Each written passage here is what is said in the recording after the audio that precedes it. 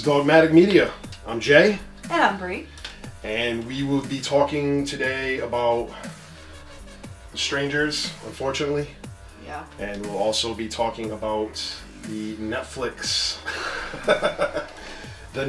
great film Veronica.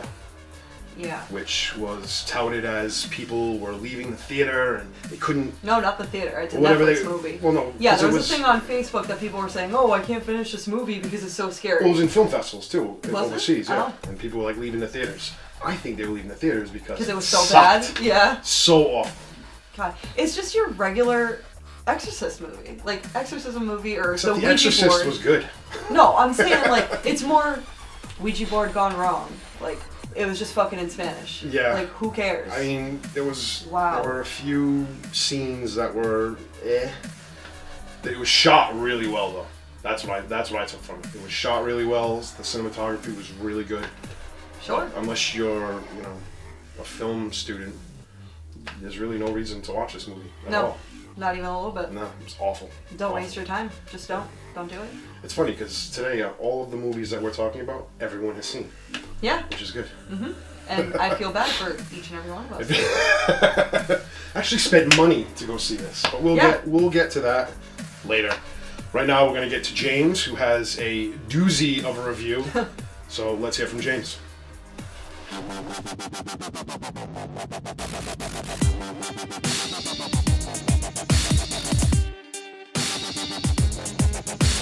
What's going on, guys? It's James here with another installment of Dogmatic Video. Only got 2 for you this episode, and it's kind of a grudge match. We're going to be doing Thor Ragnarok and Justice League.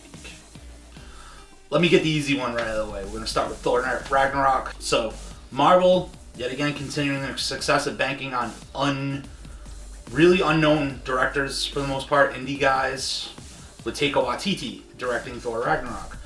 He is probably best known for the mockumentary What We Do in the Shadows, and he brings a level of humor to Thor that just wasn't really in any of the other films. It makes things a lot more interesting, in my opinion, and it's a really fun film all around.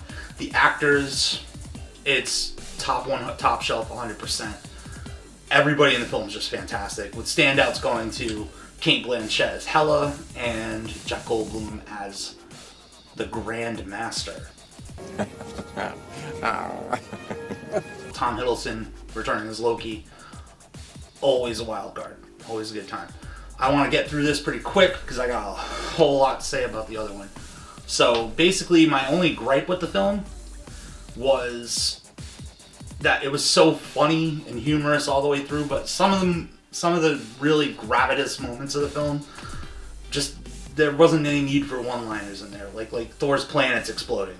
Let's crack a joke. That's just like your opinion, man. I'm also a little concerned that Marvel might be going too much with the Guardians of the Galaxy mold and making all the films have a lot of humor in them.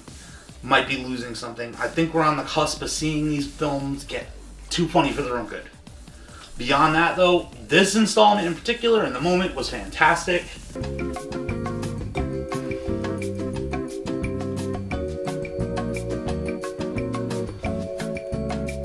And if I'm going to give it a score, we're going to go 12 out of 13 on this guy, because it was a great time. It was good, had some solid extras, really great. And now for what I really want to talk about today. Justice League. Good fucking lord. I thought that I had seen the depths of how bad the DCEU could get. I was fucking wrong. I was so fucking wrong. So I'm going to try and break this down as simply as I can, but there's a lot that I got to get off my chest about this film. So first I'm going to talk about the characters. Batman, being the center of this film, felt boring because Ben Affleck's rendition of Batman is fucking boring.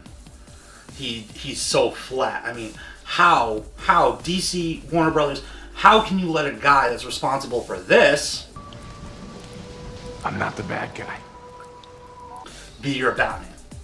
It's fucking embarrassing. It's like taking it back to the Val Kilmer days. It's awful. Cyborg. this broody mess of a side character. What are you doing?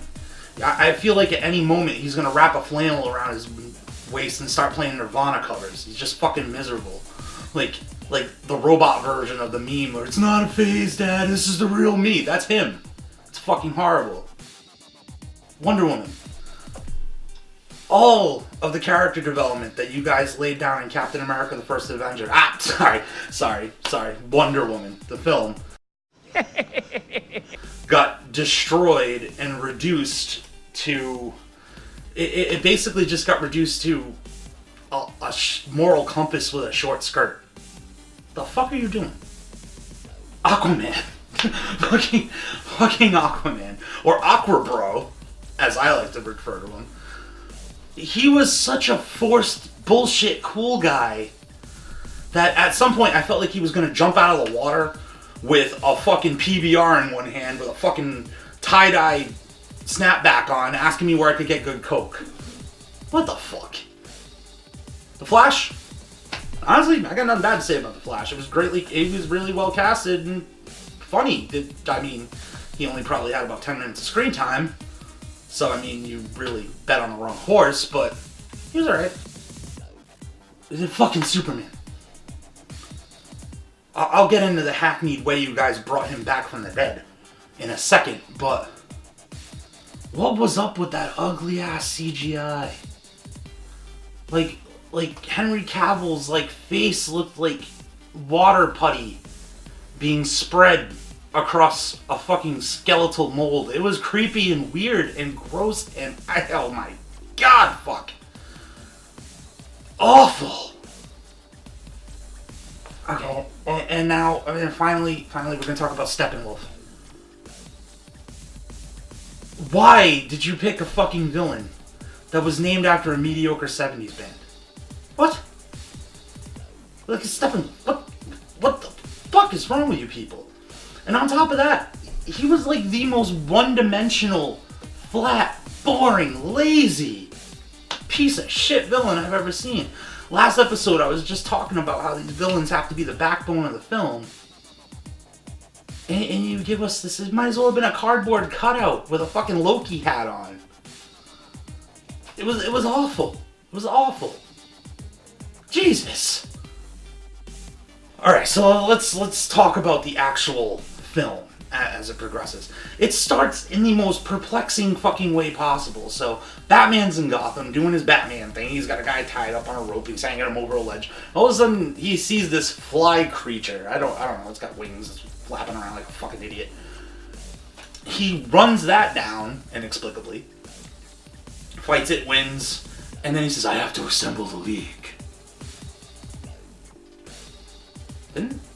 I'm confused. Didn't you establish that in Batman vs Superman? You had the dossiers with all the people on the fuck? So now you see this mutant freaking butterfly and you all of a sudden decide you need to assemble the fucking League? Okay. I don't know what else to say to that. So then, Steppenwolf shows up, freaking coming after a cube, and the movie basically breaks down into the Batman's assembling all the Justice League characters, and Steppenwolf is trying to destroy and enslave the Earth with these cube-like monsters. Where have I heard that before? You're effectively, like, Zack Snyder, you're a douchebag. You stole the plot of Avengers Part 1, made it worse, and just gave shittier characters, a shittier villain. It was lazy. You resurrect Superman by using one of these Tesseract wannabes to bring him back from the dead, and then he doesn't show up again forever. You spend your whole movie like assembling this team, only have them be dismantled by the biggest fucking dork of a villain I've ever seen in my life for your fucking flying god complex with a big S on his chest to swoop in and save the day at the last moment. Why are you sucking Superman's dick so hard? Why? It was unnecessary. You ruined the whole film. Not that anything before the ending of the film was all that great. But you ruin the entire film by having Superman come in and save all of your inept heroes' asses. Like, let it go. Really, I mean, just why? Why? Why is this so bad? And that's the other thing I want to talk about tonight, is just the lack of quality in these DC films all around. It's just disgusting at this point that you guys are milking on people's fandoms and churning out such shit. You obviously are trying to ape the mold of what Marvel did. But here's what Marvel got right and you got wrong. They cared about their characters. They cared about their story. They care about making it all work. They put in 5 fucking years of movie after movie after movie, character building, before they released their first team-up film. This is your second team-up film in 5 movies. You do nothing to make these films make sense. You do nothing to make them interlock. You lazily cast them with what you think is the hot new person at the moment, and you're not trying to be true to these characters. It's a damn travesty. I mean, I'm a longtime Batman fan, and you made me hate Batman. That's amazing in its own right. Yeah, if I have to score this pile of shit, I'm gonna give it a 0. It's a raw 0 out of 13 for me.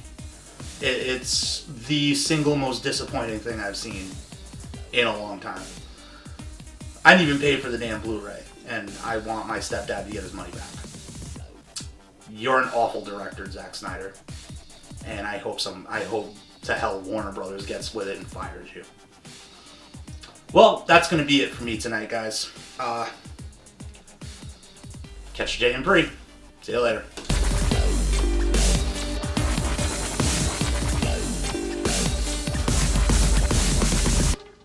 Alright, so we're going to be talking The Strangers now.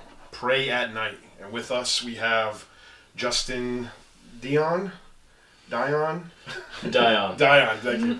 Drummer extraordinaire and sound engineer, sound person for our new movie. Well, not our new movie, but it came from the 508's, The Box. And he's also acting in it as well. He's also acting in it as well.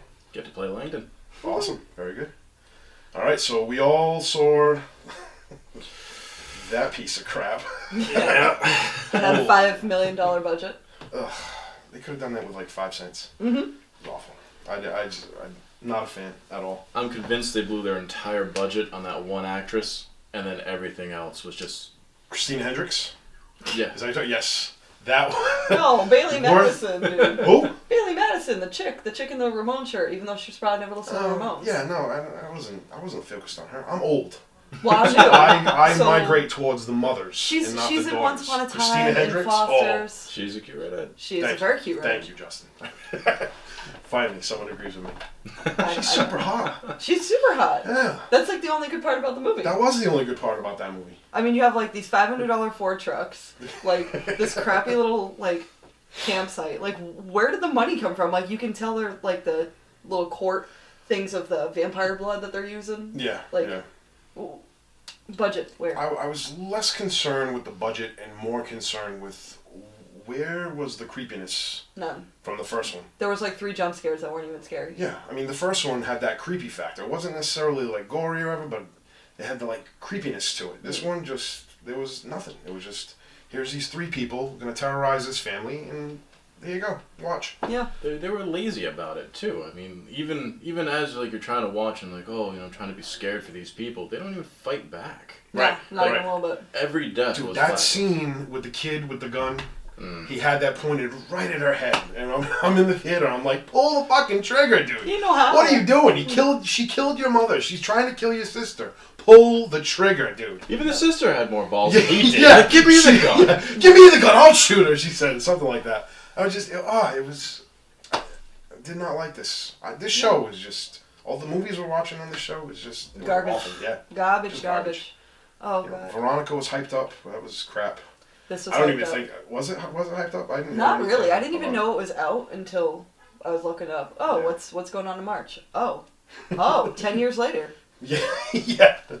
Way to be relevant. Right? It wasn't even worth the wait. No. No, not at all. It was. The deaths were so boring too. Like, really, there was no suspense to it. Nothing. Yeah. Why? And what was the bad music? Like, what was this dude's like obsessed with? What time era was that like, music? It was just like 80s synth pop.